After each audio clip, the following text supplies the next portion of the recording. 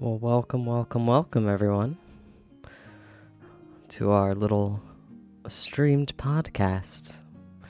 Um, Absolutely. Oh, well, thank you, Ari. Thank you so much for the resubscribe. I know that's usually something that pops up, but we are back with our second episode.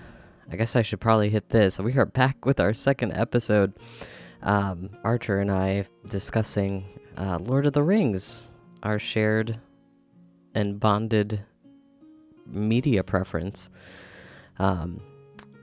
This week we are going to be discussing what the fuck are hobbits?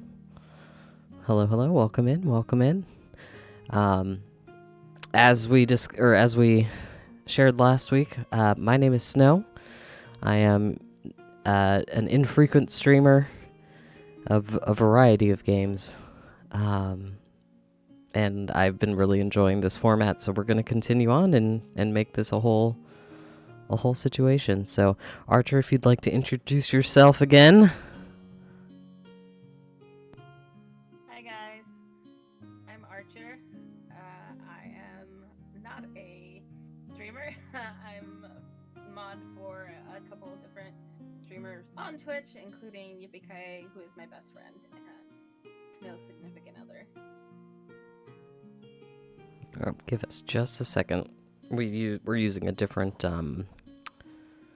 what's it called today? Let me try to boost you. Sorry, Archer. You're good. If you want to turn up your volume as well, because I think since we're using Discord, we're putting it through. A couple different things. Yeah. Try it one more time. Is that any better? One or two? You're not coming through at all. What the hell? How about now? There you are. Okay. Hello. How's that, everybody? Hello. It's just not a stream podcast without a little bit of Technical yeah. difficulties as I learned how to do things. Hi, I'm Archer. I'm not a podcaster. Or I'm not a podcaster. I'm not a streamer. I am a moderator for a couple of different streamers on Twitch, including Yippee, who is in chat, and also my best friend. Hi guys, how are you all doing?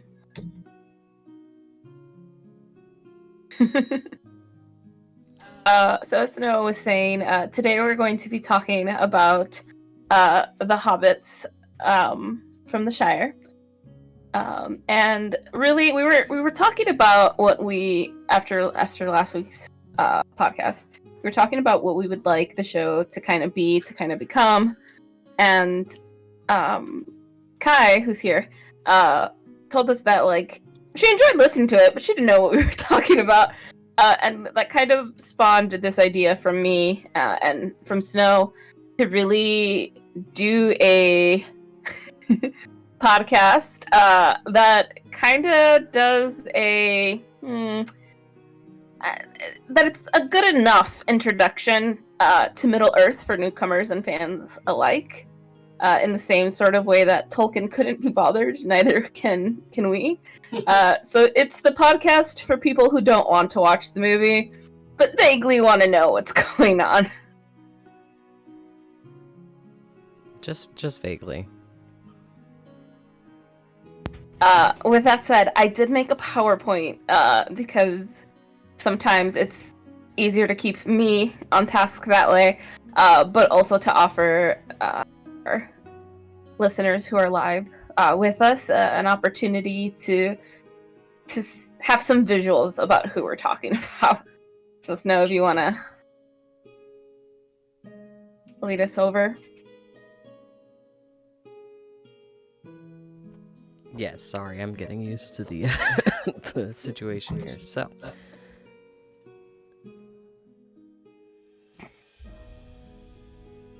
hey.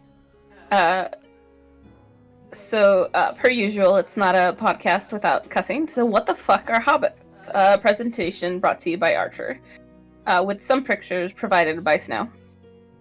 So, hobbits are a species. They are in different media, so it isn't just Tolkien who uses them now.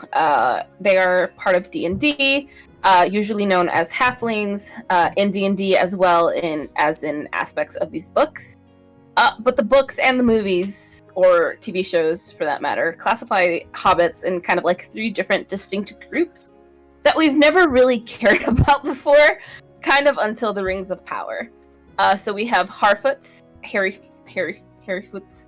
feet. They're kind of the classic flavor of Hobbit. They're like the 4 main hobbits that you get in Lord of the Rings, and usually when you picture the Shire, which is where hobbits are from now, in the Lord of the Ring movies, the classics, you think of Harfoots. Stoors are riverfolk. They're the man flavor, apparently, as I was kind of researching for this. The man flavor! Flavor. The man flavor! I like how it took you that long. It's up on a PowerPoint. No. They're the man flavor. So they're the ones who kind of had the most dealings with men, as in, like, human men, mankind.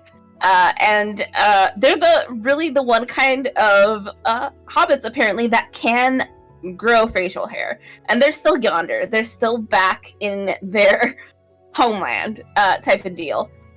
There's a couple of Stoors pictured throughout any of the media so far, and one of them is a big deal, but really, like, they're back in the old country. We don't care. Fellowhides are kawaii. They're the elf flavor, so they're like very beautiful. They're very lithe and thin, very like fair. But at this point in Lord of the Rings, the movies, where we spend most of our time, the Third Age, right? I believe so. Yeah. Yeah, the Third Age. They're mostly gone. They've mostly merged with Harfoots and Stoors, and they're usually like the leaders of the Shire. Which, let me tell you how problematic that is. I was sitting here going, so the white-coated hobbits are the ones who run everything. Cool. That's cool. That's great. So these are like the elf ones. Now the Harfoots, I say, are classic flavor, but apparently they're the ones who had the most dealing with the dwarves, which I find really interesting because Stoors have facial hair, and I feel like facial hair is more of a dwarven thing than a man thing. I don't know about your opinion. No. I tend to agree with that. It would be more dwarf flavor in my mind, but like, yeah, that is very strange. But given what we've kind of seen with the television show, like, I feel like they would have the hobbits would have come more into contact with humans anyways. So maybe it's a regional thing. I don't know. Yeah, but like the Stoors are the ones that deal with man more. Harfoots, like what Frodo Baggins, Bilbo Baggins would be, they're Harfoots, and like it's implied that like Bilbo, Merry took Pippin. Like it's implied that all of them kind of have that Fellowhide blood in them, right? Because like they're big families. And so that's what you get, like Harfoots. So why do they have more dealings with the dwarves than like with mankind or like with another group? It just seems weird. So Harfoots, as we found out in The Rings of Power, new show on Amazon, please watch it. It is good so far. Although Snow does have feelings on the 3rd episode that we will probably get to today. Oh my God. We know that the hobbits were like once nomadic, and they were considered like troublemakers and tricksters, and like kind of like all of the bad stereotypes about Romani people. It seemed to be implied as what's thought of the hobbits at this time, and then they settled down. They found the Shire, and they have leaders named Thanes. So like think about mayors or like governors. I think. They live in these things called hobbit holes, and we have some pictures for people, but I can always describe them. And like, really, if you need to know anything about hobbits other than they're short, you need to know that they're into food, weed, and a good ale. I'm gonna go ahead and let Snow take us to the next slide.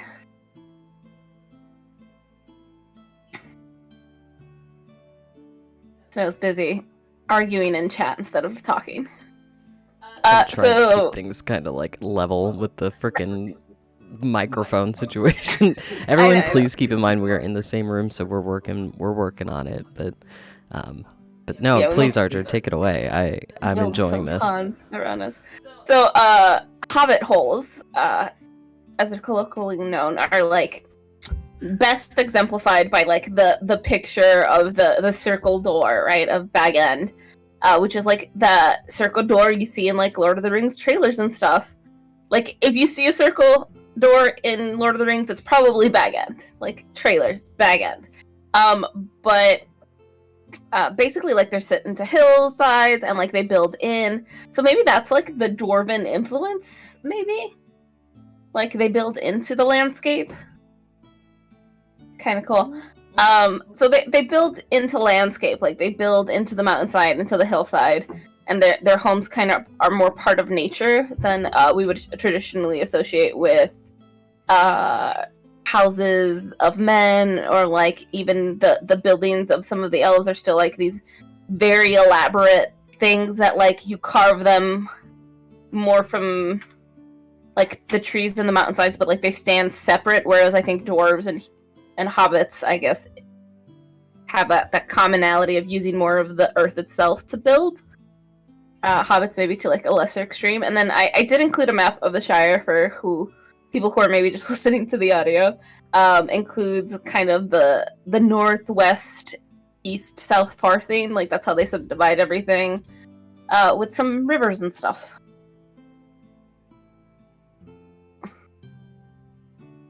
So that's where hobbits live, and now we're gonna kind of take a look. I like that you're pointing to the sheep. We're gonna take a look at what the fuck they look like. If Snow can ever move slides. Listen, I move at my own pace, okay? Alright, you're blocking out your man's face with your horns. So what they look like. So pictured on the left are these like half the size of mankind children looking dudes who have like, I like how you're uncovering his face, who are like short and stout, have pointed ears, and they have hairy feet. You can't see because they're not pictured here, but they have hairy feet that are a little bit bulbous, a little bit bigger than what their proportions would suggest. And then on the other side, we have what they have been pictured as in the Rings of Power, which is really taking place like a cajillion years ago compared to Lord of the Rings. Lord of the Rings time is divided weirdly, and I'm not going to get into it, but there's like the First Age, the Second Age, the Third Age, and the Fourth Age. Lord of the Rings is set at the end of the Third Age, going into the Fourth, and then like the rest take place in different times. I believe this one would be Rings of Power would be the first age or the second. So now, what do you think? The first, I believe. At this point, yeah. It's either like late first, early second, one of those. Because I know like Morgoth might have been the end of the first. Oh, like... you know what? I think you're right. Because like, God damn it, Ari. The Silmarillion takes place. I thought it was the Third Age, and then Lord of the Rings was the fifth. I thought the fight happened in the Fourth Age. Maybe I'm wrong. I can't quite remember. Yeah. We just know that there's like 2 ages removed between this situation and this situation. Yeah, so then the hobbits from the Rings of Power look kind of like very homespun clothing, no finery, very like rough, dirty. They have like nuts in their hair. Their hair is like very unstyled. Nuts. They're covered in dirt. Yeah, they have acorns in their hair, dude. Like zoom in, homie. It's acorns. I know. But they have acorns in their hair. Like it's a whole look. I hate that. Okay, there we go. Next. There's our answer. Rex says Rings of Power is Second Age. And I believe that. I believe you. So, second age. Totally know what I'm talking about. See, I told Damn, you. End all of the right, third age. okay, I here we was go. I'm right. sorry, I'm just very dumb. Listen, I just enjoy As the media. Eugene from the Tarai Guys would say, I am right, you are wrong, and I am right, and you are wrong. Alright, continue. Dear sir, I'm sorry.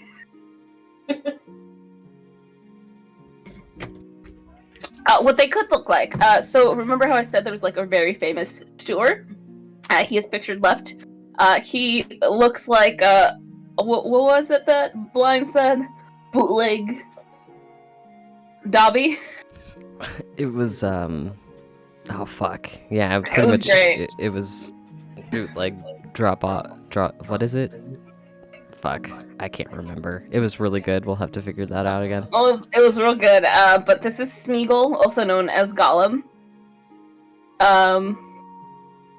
Hey! Gritty Dreamer gets today's gold star for proving me right yet again. I barely know more, and the only reason I know is because I have been wrong so many times.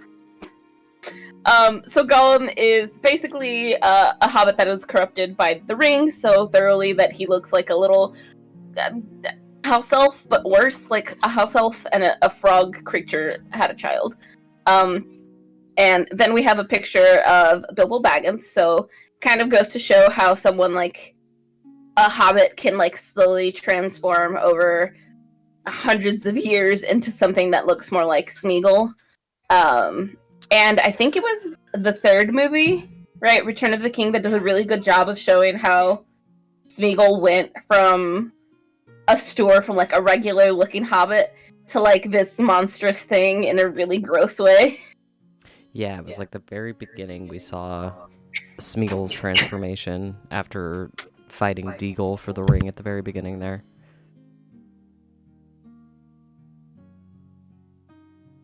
Sorry, I've been delivered homemade pasta. So we're gonna be eating on stream today. I'm very sorry, y'all, but not enough to not eat it. Apple, thank you very much for food. Apple Cake Zombie, shout out. So it included with our photo of Bilbo Baggins is the fact that he betrayed everything that Snow held dear. And as I take a bite of my garlic bread, I'm gonna let him explain why.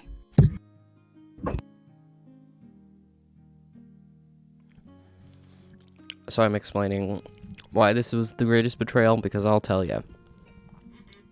What? Hold on. Yeah, do it. Oh, okay. Only because, like, Bilbo presents as being such a sweet, like, kind of the cantankerous uncle. And, I mean, obviously that's his whole role, seemingly, at least in the movies, at the beginning. And then especially after, it just reinforced it after watching the Hobbit movies. And knowing what Bilbo was like forever ago.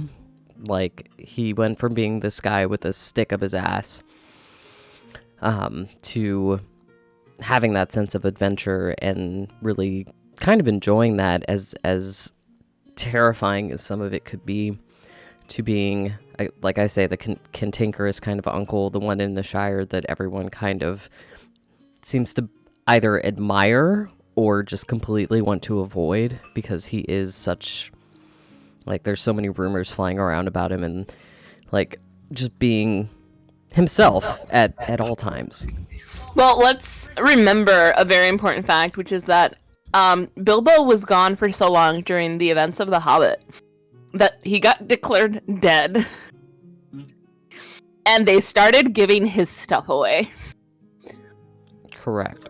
And, like, can you imagine, like, going on a trip because this guy you just met on the internet made you go, and then you come home and everyone's declared you dead the entire time you've been gone? I can't imagine what that would be like, but, like, I don't know. It just, because that was my first introduction to Lord of the Rings, and then watching him go from cantankerous uncle, the fun guy, clearly meaning to be a protagonistic type of character, to all of a sudden having this one thing be so important to him that he's willing to attack his own nephew. And like, it took me so far back. And as a kid, I think the visual itself was more what frightened me. But the more I look back at it, my feelings started to change. Like, I can start to understand a little more why that's going on. But at the same time, they didn't have to go that hard. Like, it was a scary moment at that time. And he just, I don't know. It's similar to what happens with Galadriel too. Like, it's just, it's uncomfy. Yeah, but like, speaking of what happens with Galadriel, like, I think in comparison, like you said, they went hard, but like really Galadriel's moment was harder. I think this one hits harder because it was so simple of a change. Like, most of it is the actor carrying out the performance. Like, there is a little makeup involved. There is a little bit like of a uncanny valley factor to it, but it is entirely because of the way the actor is carrying that scene of like just looking insane, that like it makes it hit harder almost than like Galadriel's, which arguably like went harder, you know, just because you can imagine him turning into what Gollum is. Like, you can imagine that descent. And like, you had just seen Bilbo in like a previous movie, and he was in a completely different condition, right? Like, he was an older man, but he wasn't falling apart. And in the film, he said so himself that he feels worn thin, right? And like in Rivendell, when you catch up with him again, it really shows how much the ring had done to keep him in a certain state in order to keep from passing them maybe into somebody else's hands. Because I think in the Shire, when you're surrounded by hobbits, and like hobbits have always seemed to have this uncanny ability to resist the ring, right? When you're surrounded by hobbits and you're the ring, I think the last thing you want is to end up in the hands of a hobbit who's even less outgoing than Bilbo Baggins. But yeah, so that is the first betrayal of young Snow's childhood. It was devastating. But I do, looking in the comments here too, like, it does cement that risk, the corruption, and exactly what you're saying. Would you like to mute really quickly? Because that's scratching, though. I love you. I just don't want to blast anybody's ears out if they got tinnitus. You're exactly right. The fact that, like, if it had ended up with anyone else, as soon as it did with Bilbo, it may have been way more problematic. Just similar, exactly. Similar to, like, if it had ended up with another man after it had done what it did to Isildur, or any of the other previous, you know, issues that they'd run into. Like, this story would have been much, much shorter. And that's kind of exactly why we're talking about this, is that is the beauty of the hobbits. That is the beauty of the person who people think little to nothing of, the things that they can do even while they don't even realize it. So I think that's important. But I still will never forgive you, Bilbo Baggins. Fuck you. And like, to that point, I think that's going to be something that we hit on a little bit harder when we make it through the PowerPoint. But yeah, like, the hobbits are key in all of these stories, and I think that's why, for better or for worse, like, they added these new characters, these new hobbits to the Rings of Power, because hobbits is where we have always invested ourselves as protagonists in those movies. And I think missing what the hobbits are kind of doing during this age would really be a disservice. So I appreciate that they added the hobbits, even if they're non-canon characters, right? I am going to request the next slide, because we've talked about what are hobbits, what they could look like, which is like no taller than 4'6", that sort of thing. And now we're going to talk about what they're about, and it's great because I was just eating. I already finished. But food is top on the list because What About Second Breakfast is really a line that introduces you to the idea that like hobbits really are about food, but they visualize it so many times before that at Bilbo's birthday party, and like the importance that they were placing on food to the point where like Merry and Pippin in the movie kind of run into Frodo and Sam while they're stealing food, right?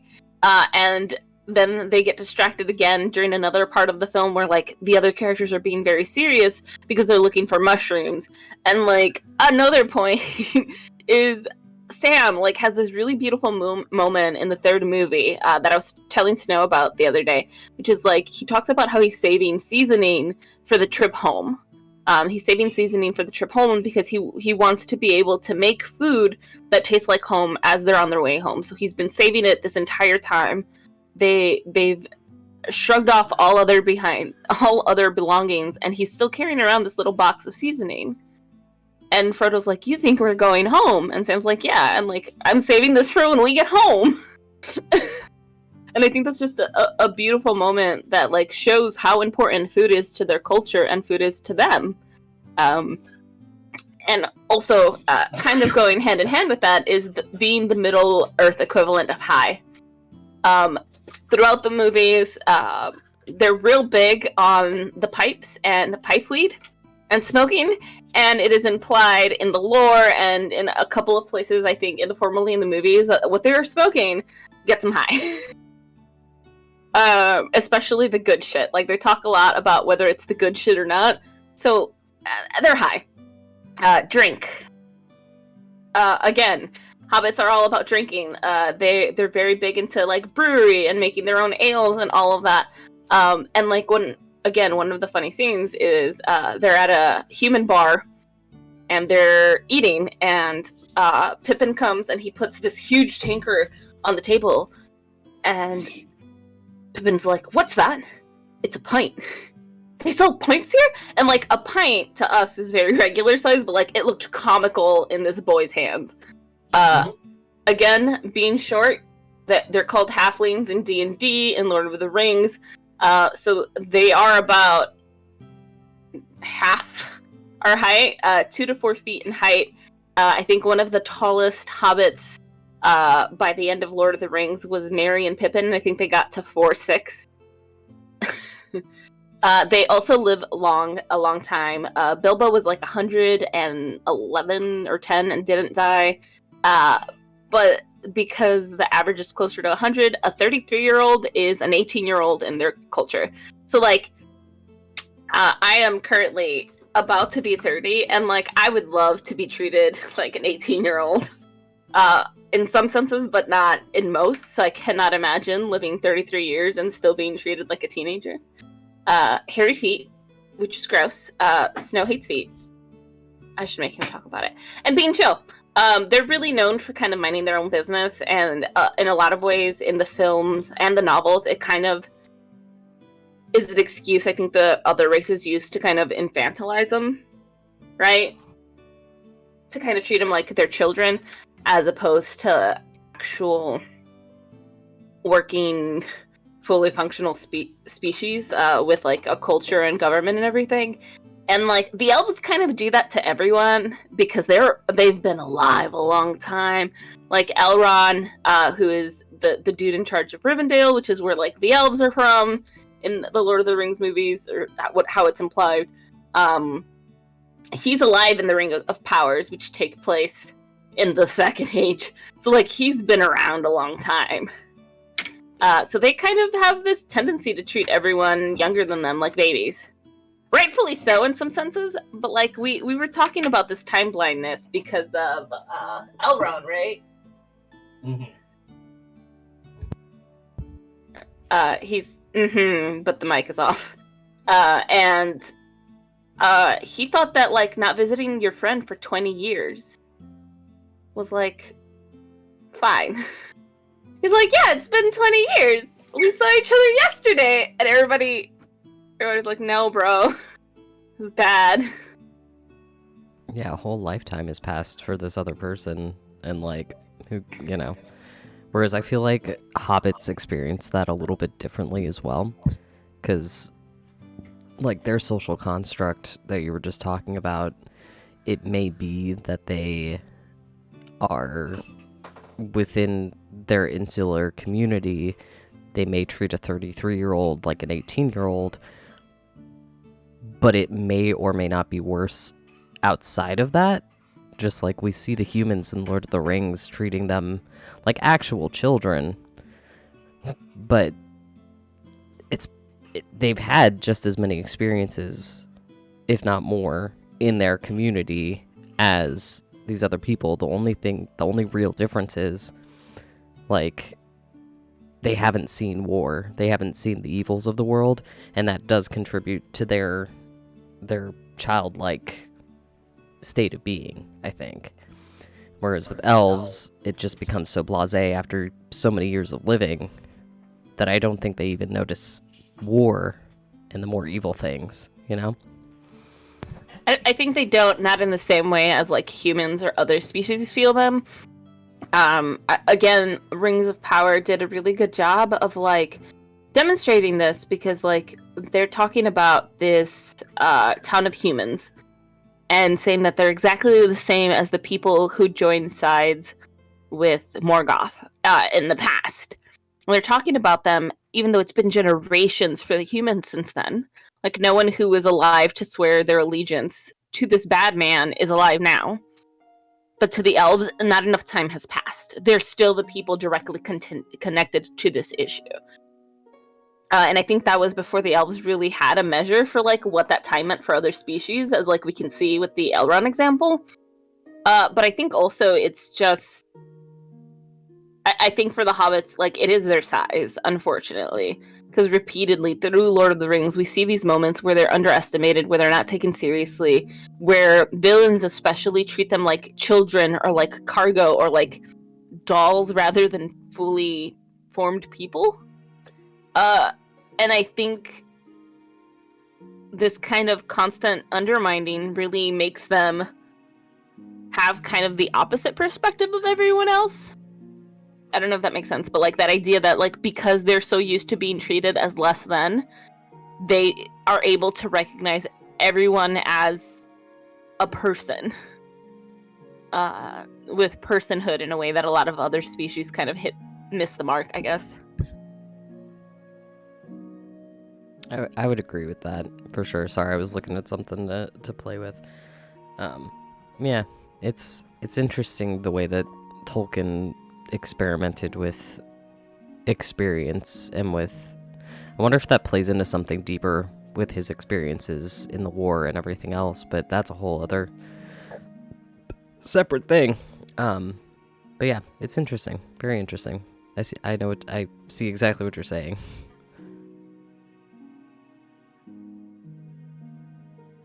So moving on to the next slide, please, Snow. Important hobbits as we know of them, all of them motherfuckers, every single hobbit in the whole world is important, but also as pictured in the following slides.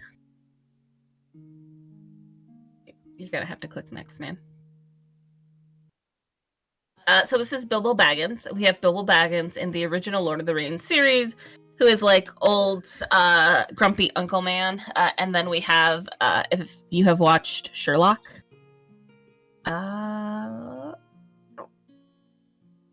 John Watson, that's his name. Dr. John Watson is Martin Freeman is young Bilbo. And then we're gonna move on to the next slide, Snow. Okay, yes, it's Bilbo You can talk, you know. This is Frodo Baggins. Hold on. Keep in mind too, because you're watching on a delay, so even when I've gone forward, it's moved forward, and your stream is not. That's fair. So Frodo Baggins. Well, if you move slides, just let me know. I have them pulled up too, so I can just look at the right slide. So Frodo Baggins is the nephew of Bilbo Baggins, and kind of a fun fact that is not included really in the movies, but is known in the books, is that Frodo's parents both died, and then he was kind of raised by Bilbo, which is why their relationship is like nephew-uncle, but also like more. Next slide. And I'm going to let you do this one. Why am I doing this one? I wonder why. Also, big stretch. Hold on. Okay. So this is Samwise, or Sam Gamgee. He is the best boy. He is a good boy. We talked quite a bit about him last episode, but just to give an overall kind of view. First of all, played by Sean Astin, who's actually just the loveliest person, it seems like. Many most recently may know him as I forget the guy's name, but in Stranger Things season 2. But yeah, Sam is the stepdad. Yes.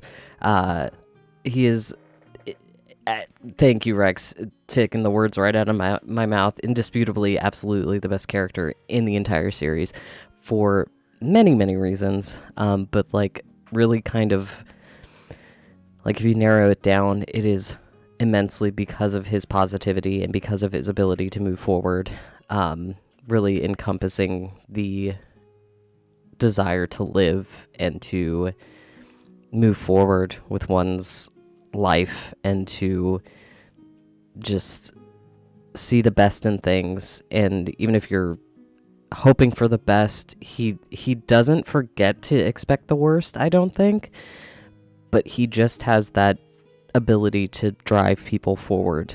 And I think that's he's almost like a culmination of all of the attributes that someone wants to see in not just a hero but a friend. So he not only plays his part well, but he does it so effortlessly that it's like it's so easy to look up to him no matter what age you are, no matter where you are in your life. He's just as pure a being as you can kind of get to, in at least in this context. I'm extremely biased because I absolutely love him. He's my favorite character in the whole series. But that is my actual angel boy right there. And moving on. Also, before I forget, for our friends who cannot see our visuals, Frodo is played by Elijah Wood, so basically Daniel Radcliffe. So moving on with Mary. Mary is played by Dominic. I'm gonna just butcher this name. Monaghan. Thank you. Who really, I think is, at least for me, was best known as Charlie Pace from Lost. But I don't know if that means anything. Apparently, he was also in The Legend of Vox Machina, by the way, as Archibald. Yeah, he was. Yeah, he was. Yeah, he was. So Mary is kind of part of the dumbass duo, and he is like the more serious one of the two, kind of implying that like he's a dumbass, like he's part of the dumbass duo, but like he's the smart dumbass. That's kind of what it implies, I think, in the films. Like he's the smart, like he can't reason out real well a lot of things, but he's the responsible one. He knows the consequences of what he's doing. And then last but not least of the four in the original quartet is Pippin. Pippin is probably my favorite, and it's entirely because he's just the dumbest bitch. He is head empty. My favorite part of the movies with him is when they're in the mines of Moria. So like they're in a mine, so like they're underground and they're surrounded by enemies basically without really realizing it. So they're like trying to be sneaky and quiet, and this bitch touches something he's not supposed to. So then a bucket falls down a dry well, and it makes a lot of noise as it goes down, like very far down, and then it stops. And as it stops, the skeleton that it was sitting next to starts falling apart, and piece by piece just falls down the well. And the entire time, like, they were all just glaring at Pippin, who did this, and they're waiting. And then Gandalf is like, "You fool about talk." And that's one of my favorite lines. And I love him so much. He's just so stupid. But he tries his hardest to be good. So he is the second half of the dumbass duo. It is Merry and Pippin. And the best thing I can say to them is that they really commit. And his actor is Billy Boyd. Who I don't really recognize him for He doesn't act terribly much, but he is, I believe he is a musician as well. I think Billy Boyd is as well. Or no, not Billy Boyd, fucking Dominic. They're both musicians, so that I think was their bigger gig before this. And then while Dominic moved on to other things, like you said, Lost, Billy has continued, I believe, mostly doing music or living a fairly private life. I would also like to interject that Peregrine is like, while Sam is courageous because he sees danger and recognizes it and still pushes forward, Pippin is courageous because he's head empty hot women, like not head empty hot women, but head empty hot weed. Like when he does finally recognize that there is danger, when he winds up in Minas Tirith, that's when he really shines. Like he stumbles into that position of quote unquote, I believe it was guard. Like he was given a sword and expected to guard Minas Tirith with his life, and like he took it up. Like he's terrified. He finally understands that there are stakes here, and he does it with as much grace as he is like particularly capable of. But that is also admirable. Yeah, I think they really all do get that storyline where they get to prove the value that they should have like always had to the people around them. And like Pippin's is like really meaningful in Minas Tirith, and he like finally starts to kind of take his actions a little more seriously. But prior to that, I think you're right. He was kind of the personification of "'cause I was high." Like I was gonna do the thing, and then I was high. So I think he makes a lot of his decisions kind of from this place of blind ignorance. And like his guilt over Boromir's death, makes him make this decision to like pledge himself to Denethor. And Grinning Gamer was mentioning like how that moment when he's singing in the halls, how like that finally is a moment where like you can see that he's finally getting the perspective he's been missing this entire time, to kind of like the cost of all of this. Because I think both him, Merry, and Pippin, even as like they're worried about Frodo and Sam, I think up until that point where they got separated and like everything really was going south again for them as individuals, I think it was at that moment that they fully recognized how much danger Sam and Frodo really are in. Because it's not that they're not worried prior to that. I think the scale of it seems so small to them until that moment.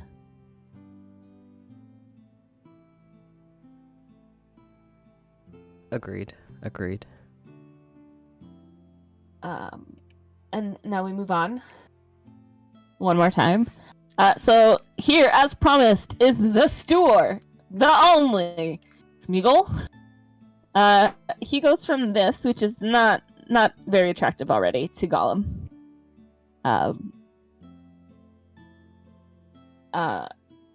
Snow's notes. There are objectively exactly 0 pattern pictures of this tool, and Snow is correct. He's just ugly in every picture. I'm sorry, I hadn't seen that note before. I'd seen the other ones. And then lesser known, but just as important, are the hobbits from the Rings of Power, and we're gonna go through them a little bit more quickly. If you don't mind just flipping through the slides, Snow. Yeah, I'd also like to mention the gentleman who plays Smeagol.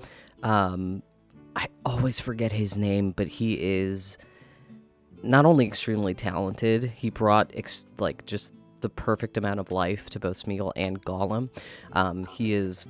He plays I forget his name, but in fucking Age of Ultron. But he's been in a whole bunch of stuff. He's like a master of motion capture. He's also a director, but like I just wanted to throw that out there. Andy Serkis, big fan of Andy Serkis. Yeah, and he has been in quite a few things. He was in Black Panther as Ulysses Clow. That's what it was. Yeah, so like that might have been, and like I cannot picture how that buff man was actually Smeagol, but there we go. Next we have Eleanor Nori Brandyfoot. Amazing girl. Moving on. And Poppy Proudfoot, also an amazing girl. They're best friends in the Rings of Power, and they're like your last two brain cells. One of them is like, we have destiny, we have purpose, we should do things that are exciting and great, and the other one's like, no, you're stupid, I have anxiety, please sit down. And then really quickly, going back up to Bilbo Baggins, you're just gonna click through, Snow, so just let me know when you have. I don't have... Wait, where? Where am I going? Go back up to Bilbo Baggins, and then we're just gonna click through quickly. I have one word per Snow's request. I'm now gonna smash or pass on the Hobbits.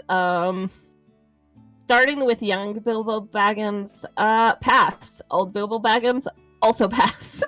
Continue.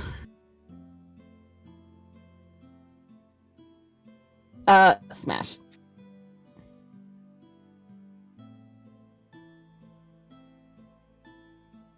Respectfully, smash.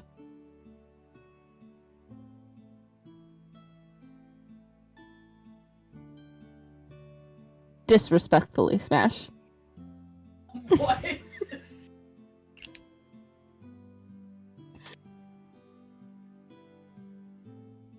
The most disrespectfully smash, but also take out to a nice dinner date, you know?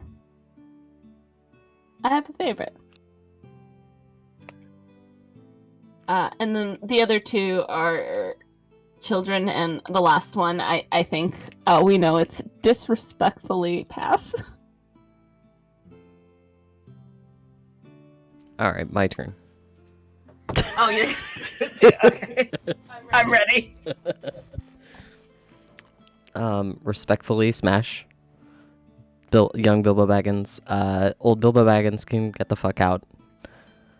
Frodo Baggins, respectfully, full on, gonna pass. Samwise, disrespectfully, smash. That is such a lie. You can buy the man flowers. Fine, respectfully, very respectfully. Respectfully court and then give up because he's madly in love with Rosie. Mary, very disrespectfully pass. Because objectively, there's also not a single other good picture of this man. Wrong. I'm not wrong. You're wrong. Fairly respectfully, smash. And then I'm just gonna take you out to coffee, Smeagol. It's fine. Like, I think he needed some tender loving care, but it wasn't gonna come from me. No. Here's the thing. If you take him out of coffee, like, he will stalk you for the rest of his life. He'll be, like, outside of your sliding doors going, my precious. And then, of course, just as you said, these are children.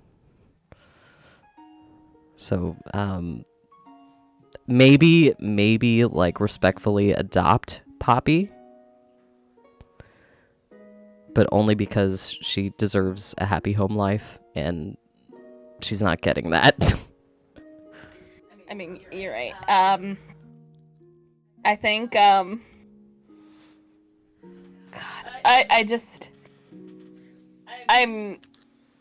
you don't take Smeagol out for coffee. Like, I'm not kidding about him, like, being at your window going, my precious, at night. Like, that is absolutely something that would happen.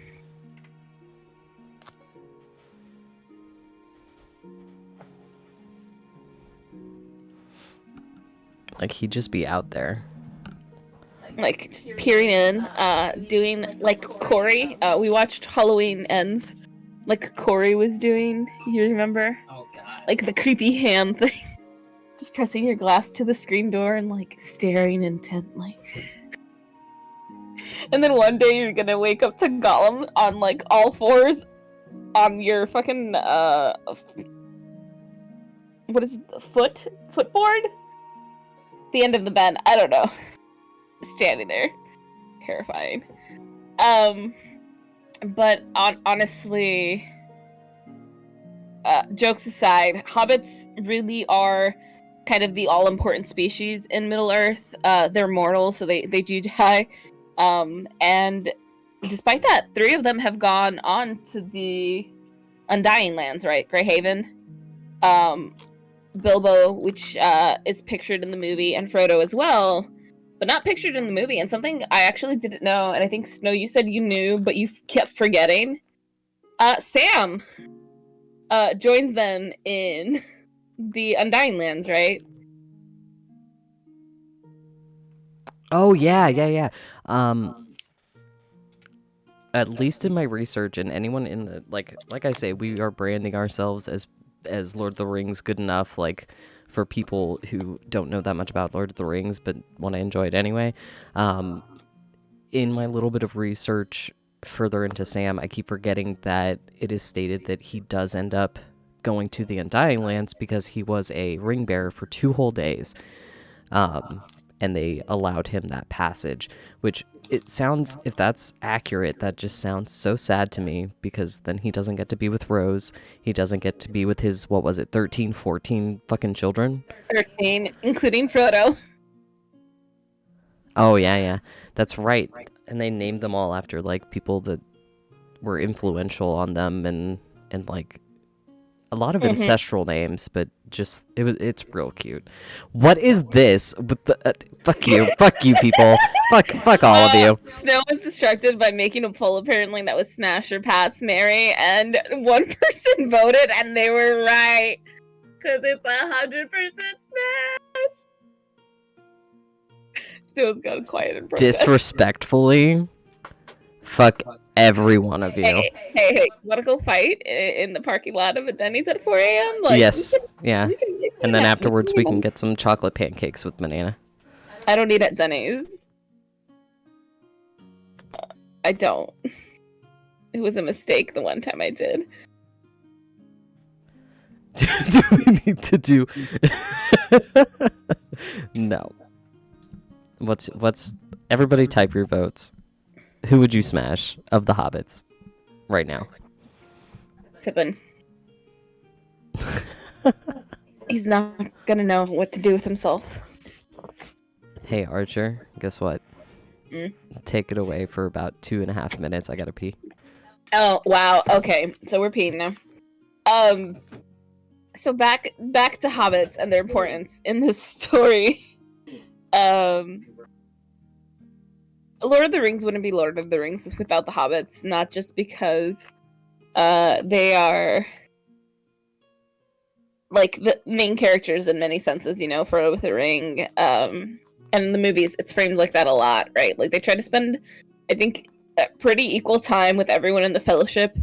And for Gimli and Legolas, like the focus is like their friendship and growing as people into a friendship with each other, despite being dwarves and elves, because they're at odds with each other in this world. But I think, other than Aragorn, arguably, because he is the king, the most time is spent watching the hobbits grow.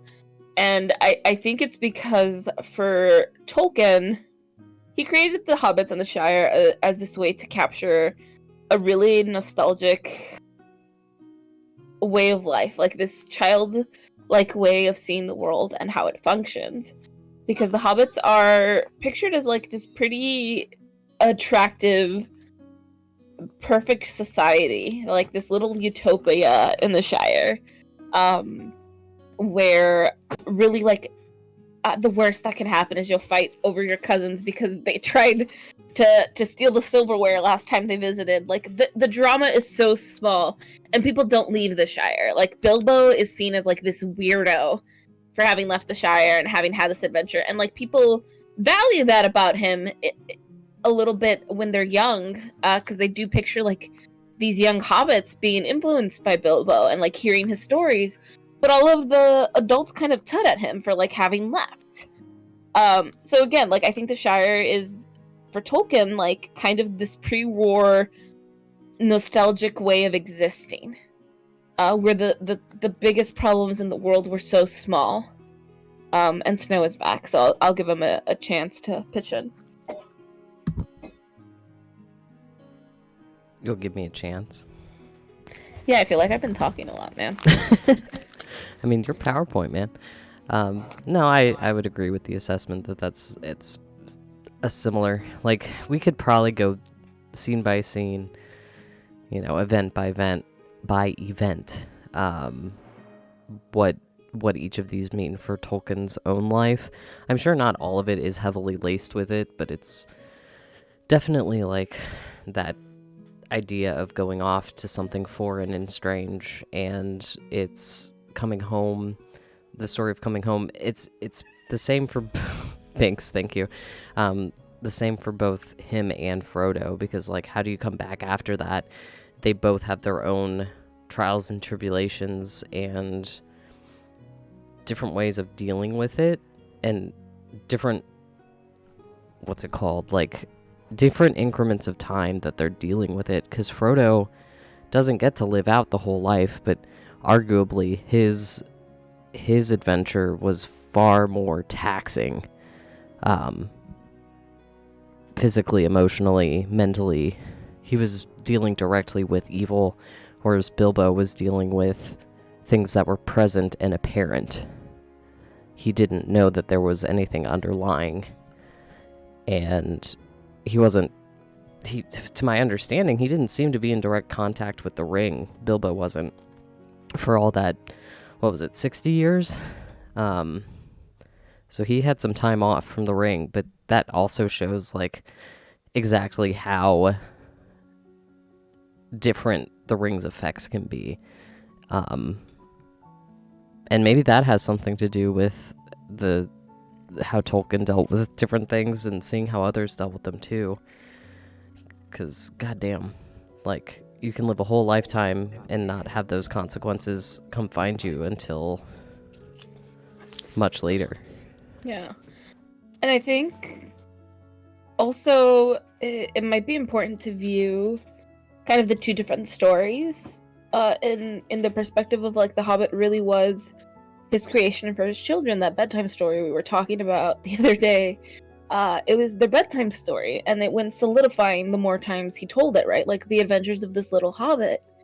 So again, like if he was telling the story and making the hobbit the relatable character to his children, of course hobbits are all kind of childlike in that sense, right? And have like this very limited understanding of like the world as this calm, structured place, right? I think ideally that's what children's childhood should be, right? They have this structure and this little bit of freedom, but like there's these rules and they keep you safe. So if you follow the rules, you're always safe. And like that's what it is to be a hobbit in a certain sense, right? And we see that a little bit in Rings of Power with Nori, who like pushes against like the edges of what's acceptable in her community and is a little bit ostracized for it and tutted at, but everyone expects her to grow out of it.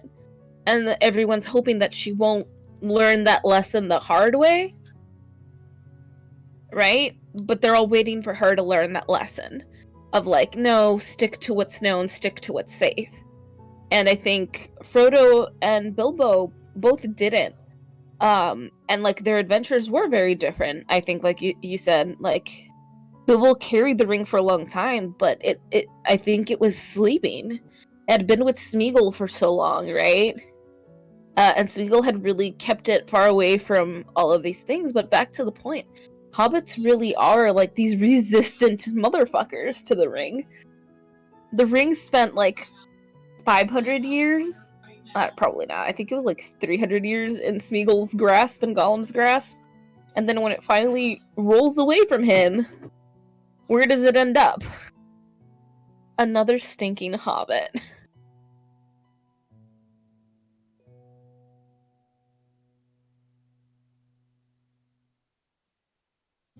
Agreed. Sorry, I was shutting the door. Isn't that interesting too, though? Like the difference between what safety means for the Harfoots and the actual hobbits that are now settled and, just living out their lives. Just different types of safety, but ultimately the same. Like, how odd. They were much more adventurous in a very different way. I wouldn't even say adventurous, because yeah, they were nomadic, so they were having these journeys, but even within the construction of these hobbits in the Rings of Power as these nomadic people, they have this very strict way in which they move, and I think they have these very strict paths in which they move, and the only way that those would change is if something terrible happened, right? And then also there's the mention that they're going to be traveling soon, right? One of the hobbits is injured in the Rings of Power, and they're worried that he won't be able to travel because they travel in a caravan.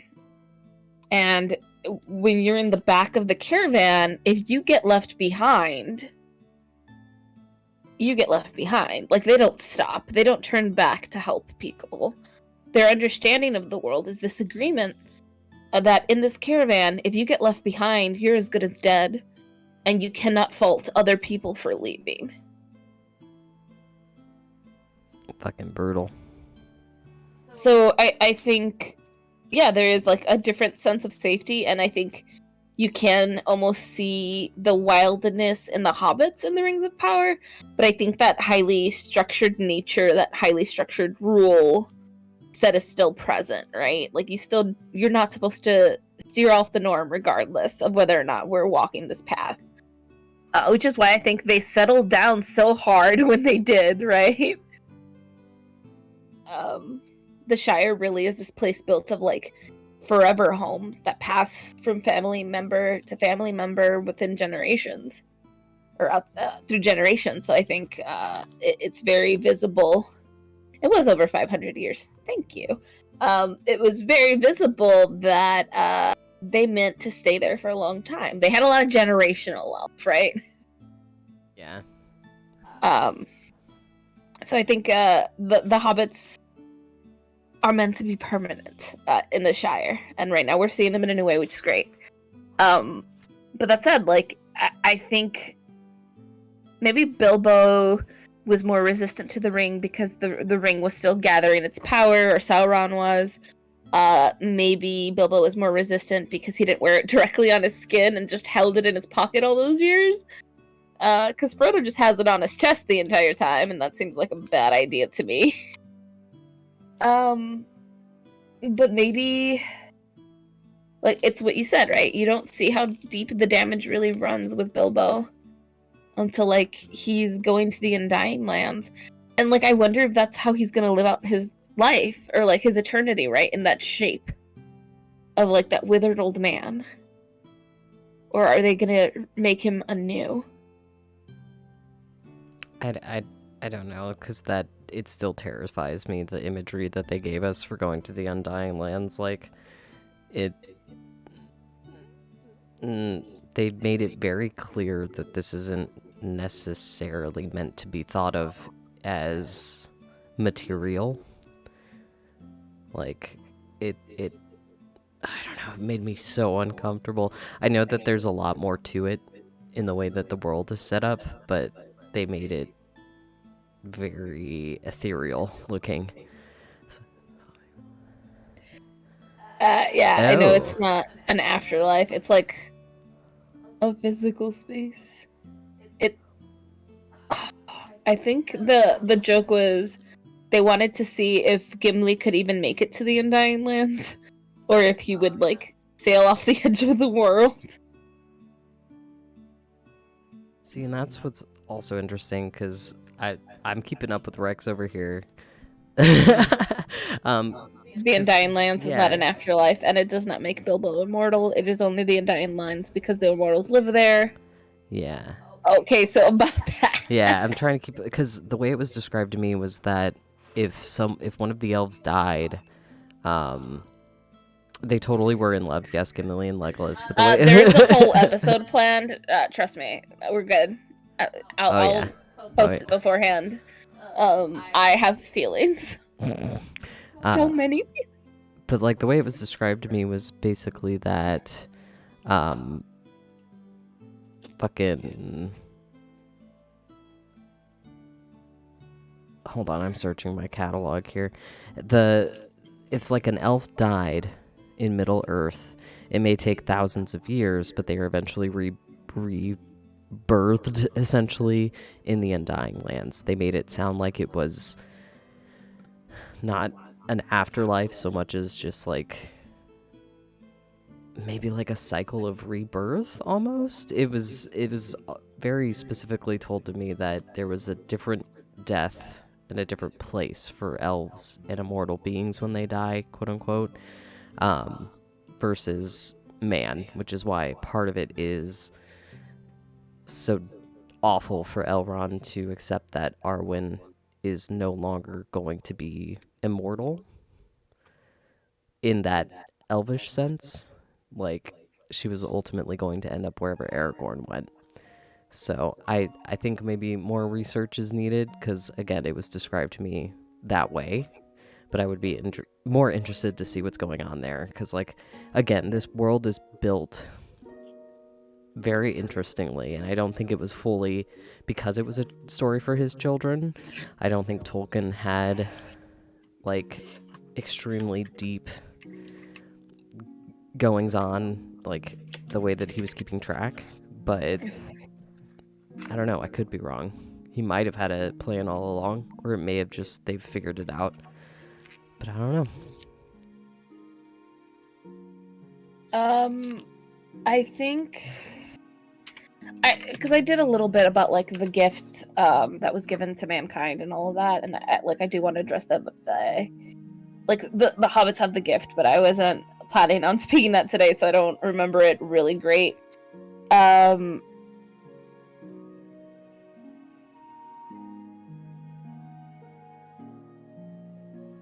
mean, I think. Shit, I lost my thought. But I think that I still cannot recall my thought. It's like right there at the tip of my tongue. It's very annoying. We were talking about the Undying Lands. I think I would like to do more research and cover that more in detail.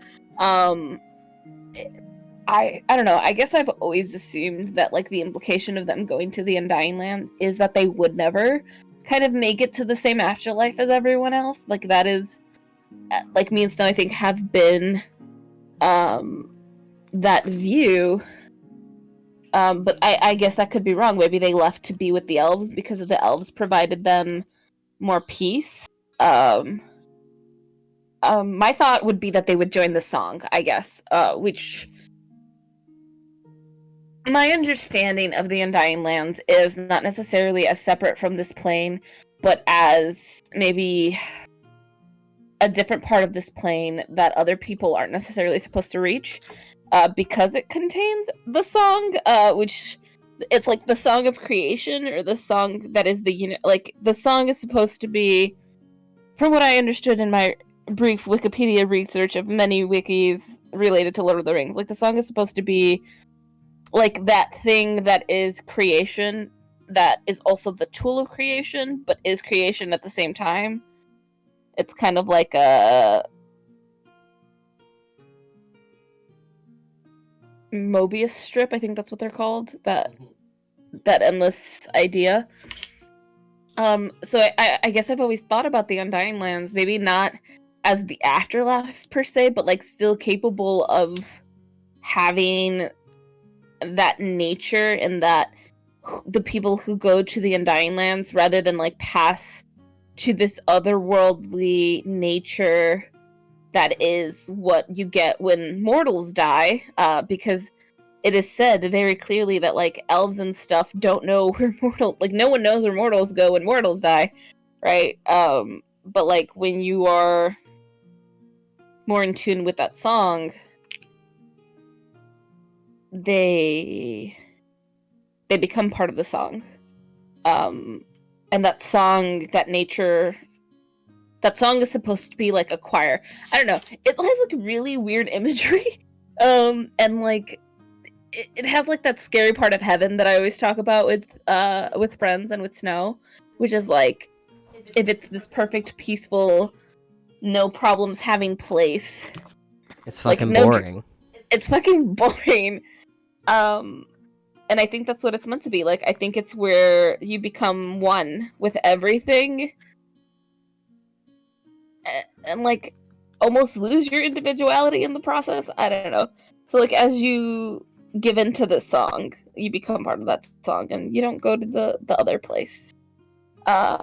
So I don't know. I guess I've always assumed that, like, Frodo and Bilbo had decided to, like, yeet themselves out of the afterlife if possible. Because they just were like, oh, I did that shit with people. I don't know what's over there, but I don't want to be there. Like, I know what's here. I'm good.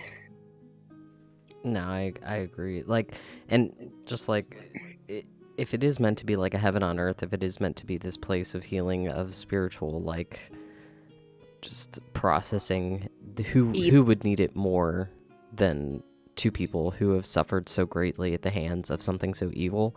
And maybe that's the essence of part of the elves too, is that they were originally the ones, to my knowledge, dealing with Sauron and Morgoth, and just while they may not have been the origination of evil in this world, they certainly carried it as though it were theirs. They owned it. And so, like, it would make sense that that would be a place for them to ultimately go and process through a lot of that. Whereas the lives of men, while they could benefit from something like that, it's such a brief period of time. They live a lot faster. They learn their lessons a lot faster than the elves or even the hobbits. And, like, I don't know. I wonder if the hobbits have something different too than men or dwarves or anyone else. No, they're the gift. The gift. Yeah. Oh, that's right, the gifts. The gift. Because they're mortal, so they're the gift. Yeah, so in the hobbits would probably have the second place, heaven on earth, the way that they live, in a sense, while they're living. But it's interesting to kind of explore. I don't know. Yeah.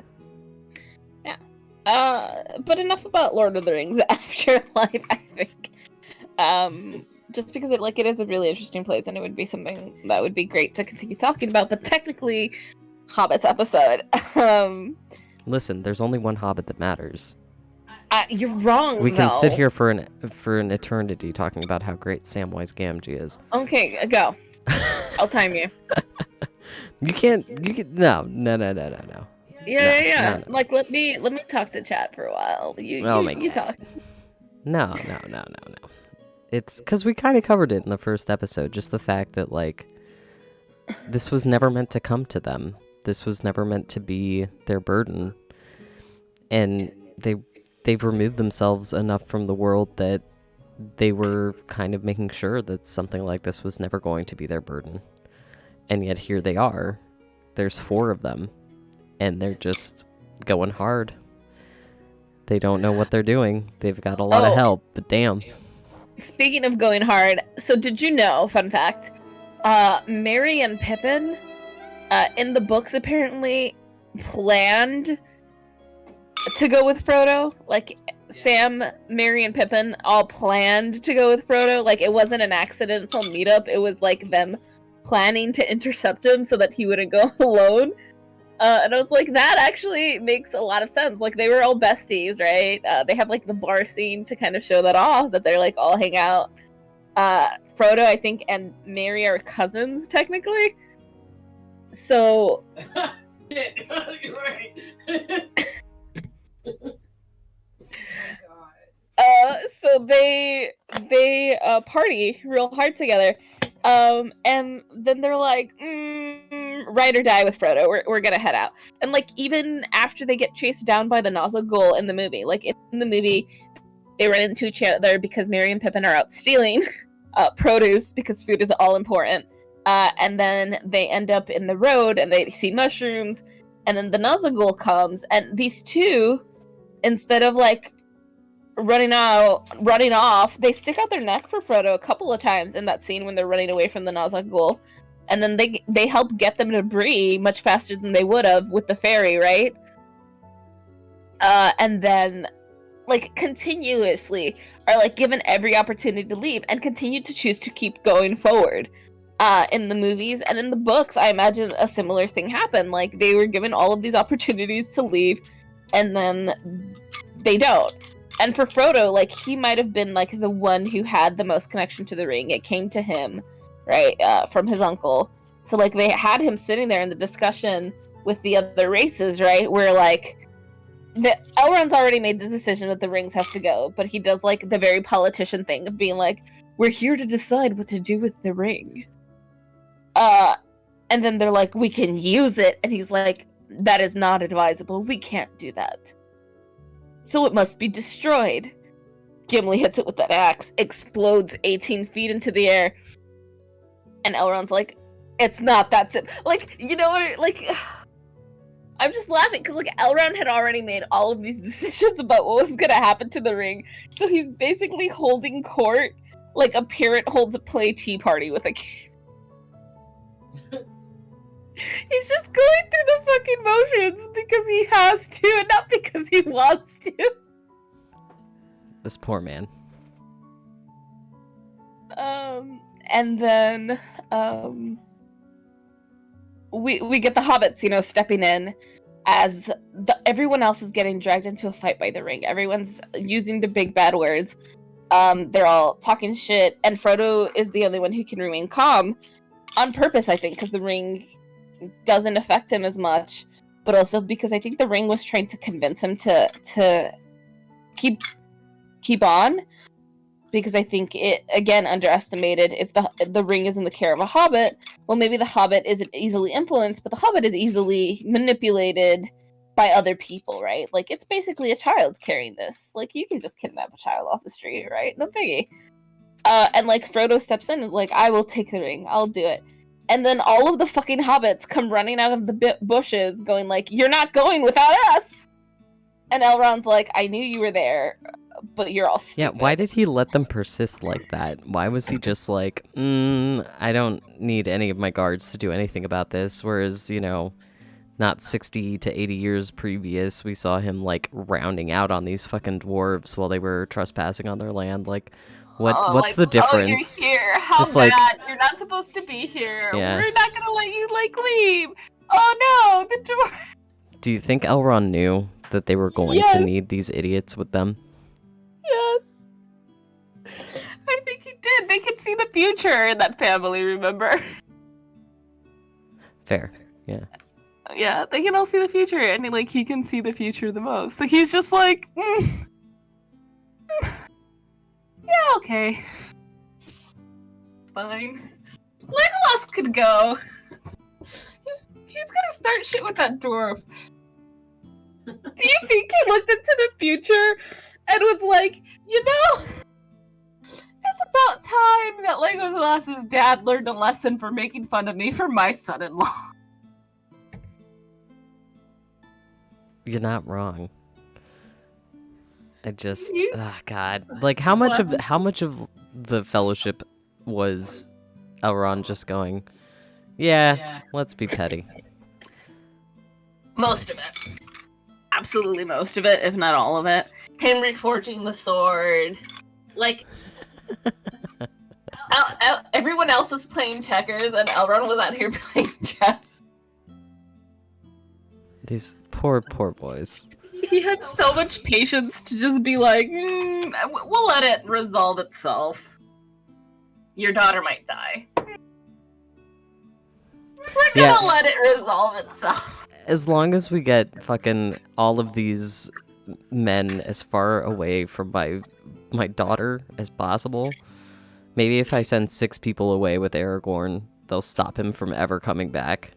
Oh no, that's not gonna work? Fuck. Maybe if I set Strider away with this one hot guy from Gondor, he'll just make his way to Gondor. It's fine. Christ. Oh my god. could happen is it doesn't work. The best that could happen is it does work, and Legolas ends up with the dwarf that he insulted previously. Oh my god. Elrond, the original matchmaker. But honestly, so yeah, like, I think the scene at Rivendell is this, like, just kind of going through the motions, and I think up until the point that the hobbits speak out, Elrond is like, yeah, this is exactly what I thought would happen, and then he's like, that was, like, 1% likely to happen, supposedly. This is weird. What are these little hobbits doing? They're just living their life. I feel like it was very much like, you know, Doctor Strange in Infinity Wars or Endgame, whatever it was, where he's like head whipping around really creepily as he's using the time stone to see all of the possibilities of all of the future and their chances of success against Thanos. I think it was like really, like, that was Elrond. Just like having an inkling and being like, yeah, this is a possibility. Run free. This is not guaranteed to work at all. Like, probably not very likely to work at all, but still more likely than every other plan we have. And then ultimately, like, the real hero of the story, by the way, is Smeagol. Not even No, Smeagol. you take that back right the fuck now. Gollum. No, not even that. Take it all back. No. But we're gonna disagree right here. This is gonna be your first disagreement in this our podcast, where we spend 7 minutes in the Shire, but really it's been closer to an hour. And that disagreement is that Sam was very important to the accomplishing of the goal, but who actually accomplished the goal? Okay, listen. Could Samwise Gamgee have bitten off Frodo's ring finger? Could he have gotten the ring off the boy? He spent so long trying to get the ring on the finger. He didn't know what would happen. The thing is, I think that really what it is that Sam could have absolutely gotten it away from Frodo. We just would have been down 2 crispy hobbits. And that would have been sad, but they would have gotten it done. Smeagol, dumb bitch Gollum, had no intention of doing anything. So, okay, so that brings up, is it intent or is it not? But I don't know. It's not really about intent here, it's about who did the job. It was a group effort. It was a group effort. Who did the job? It was a group effort. Sam and Frodo got the credit. Smeagol did all of the. He was the part of the Who also group. led them all the way to Mount Doom, technically. I fully believe that they would have been fine without Gollum. I don't know that I believe in Frodo that much, I'll be honest with you. In that moment especially. That was my betrayal moment. Like, Bilbo I knew was fucked up by the ring. At that moment I was like, no. And I don't think Sam would have had the balls to shove him in the lava, I'm sorry. I think they would have both been driven mad by the ring, and then they would have ended up, like, just full on being. How many more deaths would have that been? Not just their own, but like, imagine that fight wouldn't have ended as fast as it did if it weren't for the tower crumbling. I don't know. To call Gollum the real MVP in this is simplifying it to a point that I am uncomfortable with. I mean, I think if you add up the amount of effort people put into making this happen, whether it was like directly intended to or not, I really do think Gollum might be the MVP. He had the ring for over 500 years, man. Like, he did some work keeping it hidden from the powers of evil. And he did some work technically getting it back where it was supposed to be. And even, like, his confession of where the ring was, Baggins Shire, right, is what puts a lot of this movie into motion. So, like, you're right, he's probably not, like, the main accomplisher of anything, but, like, he deserves way more credit than you're giving him. If this is a school group project, he gets equal credit, I would say. If we're going to go that far, he could get equal credit to the rest of the Fellowship, as well as Elrond and maybe even arguably Galadriel. But, like, yes, there is a difference between hero and main contributor. That is an excellent way of putting it.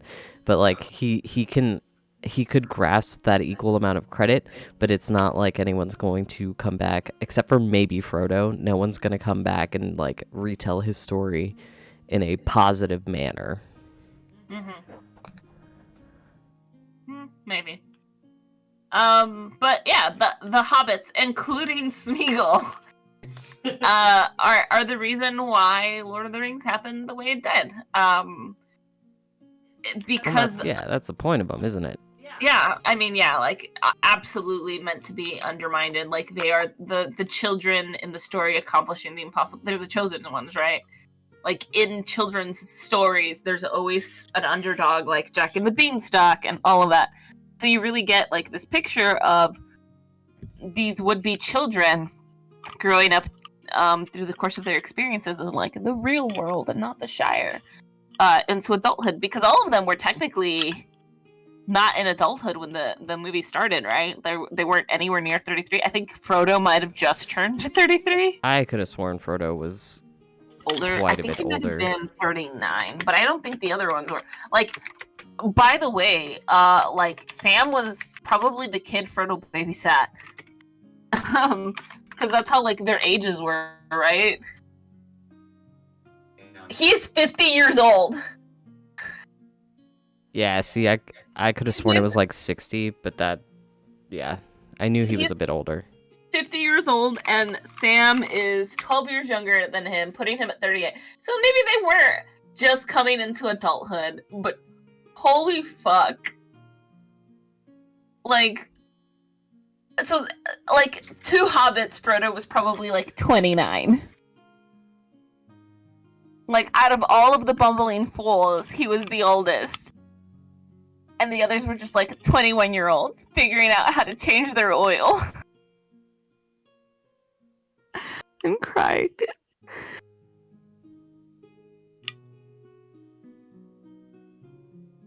Oh my god. Okay. So I am just appalled by this knowledge.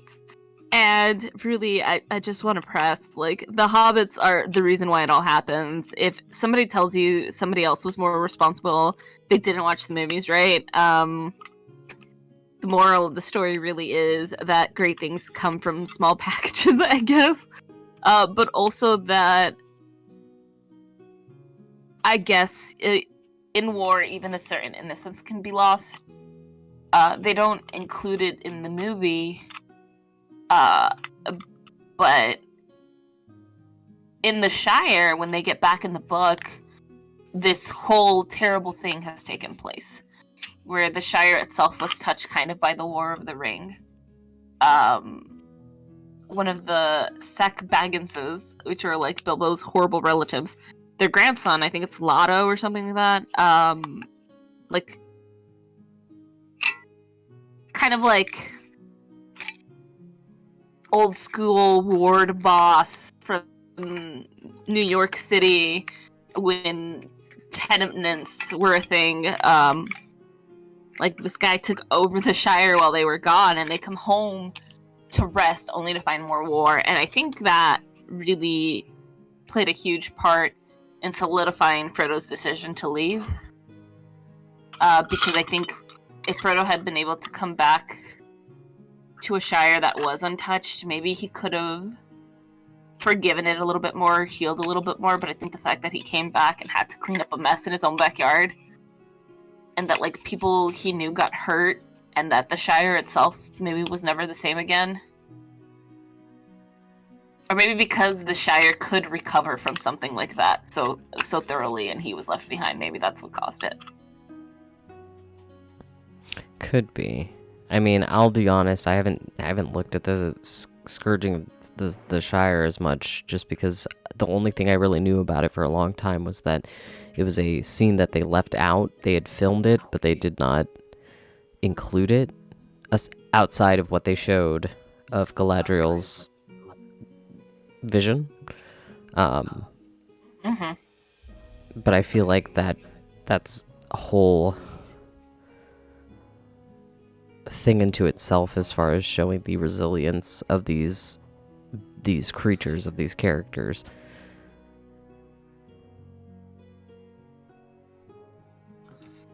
Yeah, I think also, like, speaking of, like, the vision, for a long time I don't think I realized that vision represented real events. I thought that was, like, a warning that, like, if Sauron got the ring kind of situation, not that it was actually ongoing or that it was actually happening. But then we get hints of it in the Twin Tower as well, that it's an event that actually already happened, right? They find all the pipeweed in Saruman's stores, and it's from the Shire. That's right, because just like you said, there was someone with the hobbits that was basically selling them out. That's right. Yeah, and, like, I didn't know that until I, like, wikied some information about the Saxville Bagginses and was, like, hit with the fact that, like, their grandson was dead, so that line was dead, and I'm like, oh, what did their grandson do? And then I was like, oh, their grandson did!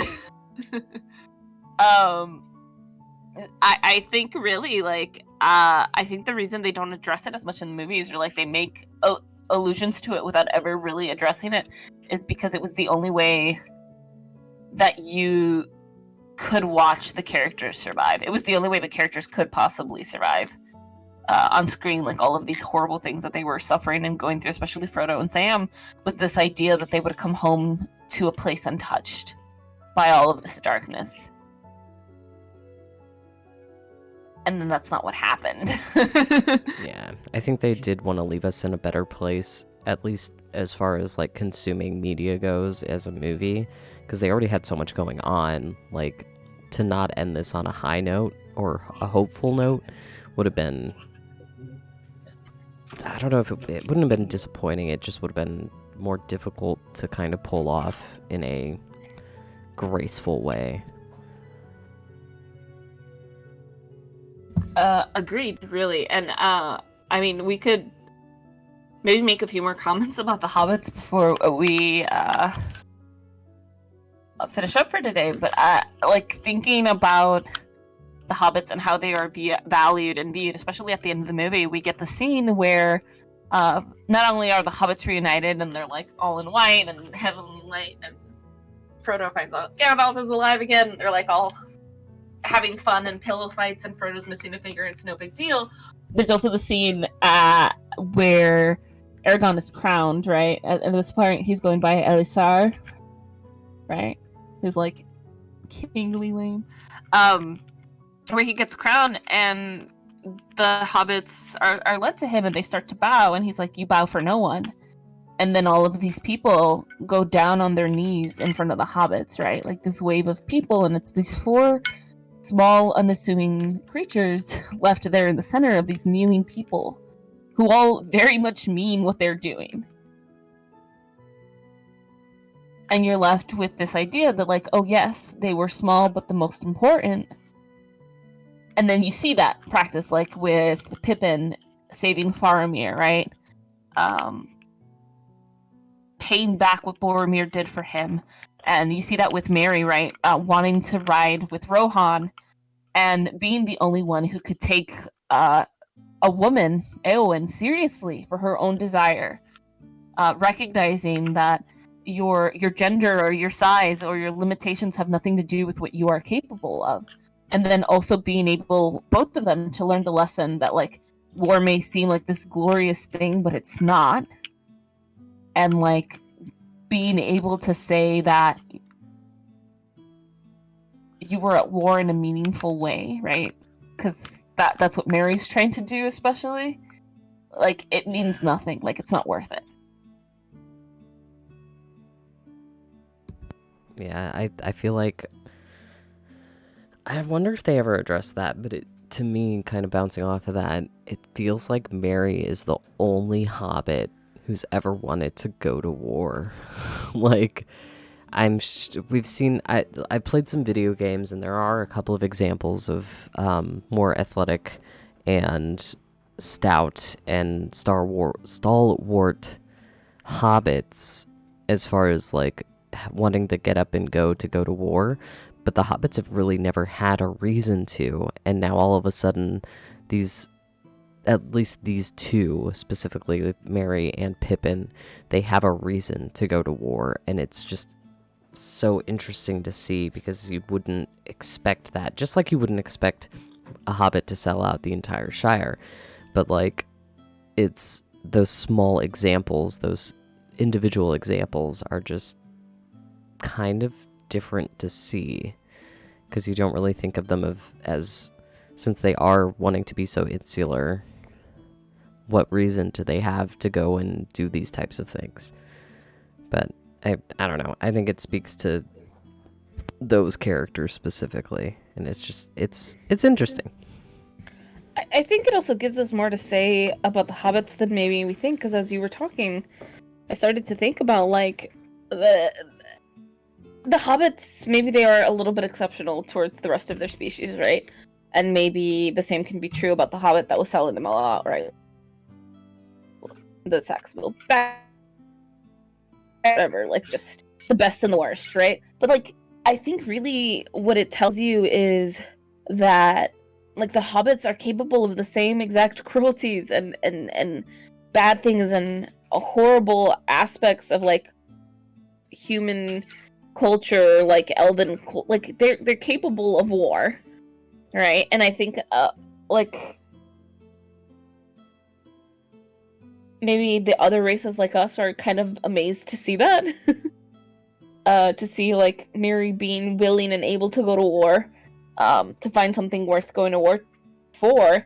But I think maybe that's more of an example of the hobbits being the kind of people who see those bad things in action in other cultures and other lives, and the decision to be like, nah, we're not about that. As a species, I think is more powerful. Like maybe it is easier for them to turn away from like some of the everyday assholery that we're all capable of, right?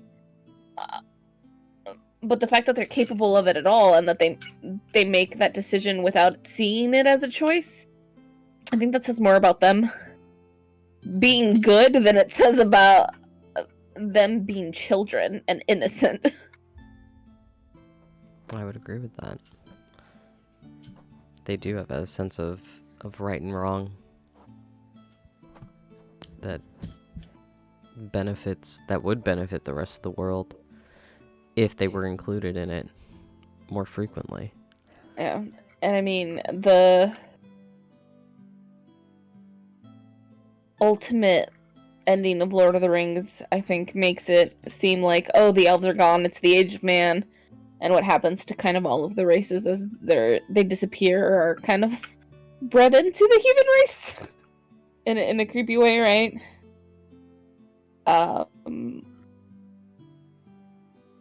Maybe, but I think really the hobbits are at the center of the story because of their capacity for goodness, for their ability to survive, for their just sheer existence. In that, I think Tolkien treats them as these small, humble things who are humble not because they don't value themselves just as much as they value everyone else, but because they know, and Nori, I think, said it beautifully in one of the episodes of The Ring of Power. She's like, I know I'm not important, that I'm just a small hobbit in a big, vast world. Like, I think they're capable of recognizing themselves as a small piece of a greater reality, and it is because of that maybe they have a little bit more value. I would agree, and it's still very. I appreciate that they included the hobbits or their ancestors in Ring of Power, because We are getting to see both them and the dwarves where they've where they've been and where they're going. And seeing that there are extraordinary individuals among them is, I don't know, it's just nice to see. It was a good decision on their part, I think. I definitely agree, especially if the stranger turns out to be who we think he is, right? Yeah. And that lovely connection would be cool to see, especially early on, even if it isn't completely canon compliant. If Tolkien didn't give a fuck about canon, neither should we. I'm just saying. Mhm. And like Tolkien really only cared about canon when it came to the elves. Let's be real. Let's be honest with ourselves. He was obsessed with the elves. He was very obsessed with the elves. Like, obsessed. But anyway, I think that is everything I have on Hobbits for today or tonight. You got anything else? No? Not really. I feel like I'm probably repeating myself a bit, but the older I get, the more I appreciate the hobbits, especially the like specific ones that we see in Lord of the Rings, because like they had no business existing there in that space. They had no business going as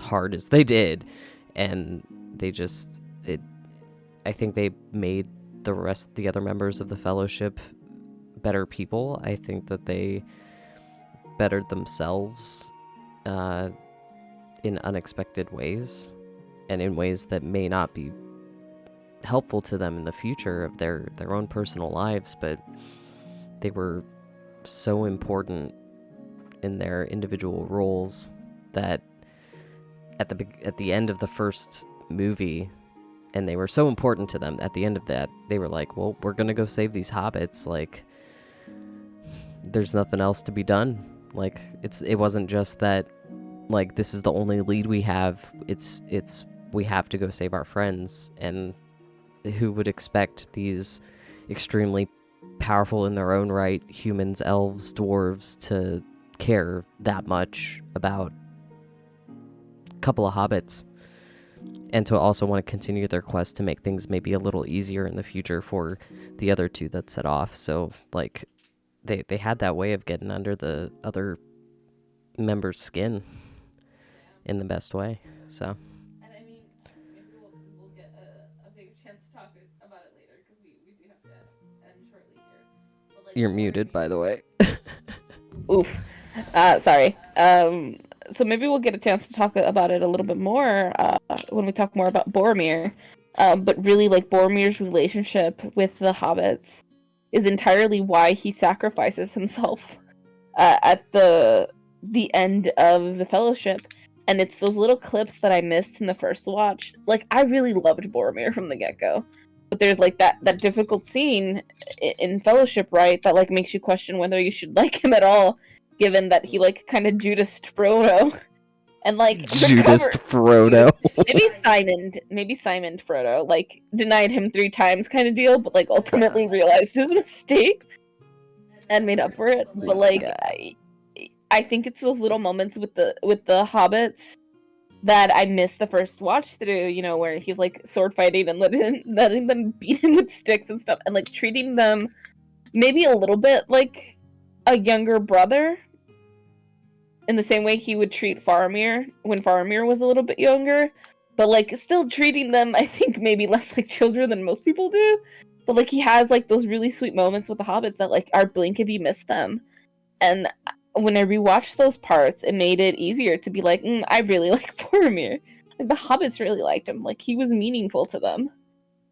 So it makes it a little bit easier to forgive him. But that's Just all I a got. little bit. Yeah. That's Yeah, about all well- I got. I'm sure we'll talk about hobbits in the future anyway, but yeah. But Just thank you kind for of a quick overview, guys. thank you for joining me, Archer, and Of course. let us thank our chat, everyone who stopped by. Thank you for popping by. Yeah, thank you, Rex, for providing so much fact-checking for us. Yeah, it does help to have that context. Like, as much as we like to just bullshit with stuff, it still does. It's good to know, because it's like, oh, well, then that makes a lot more sense that this person did this, or you know, it's just, Yeah, yeah, it's so that's interesting. I don't know.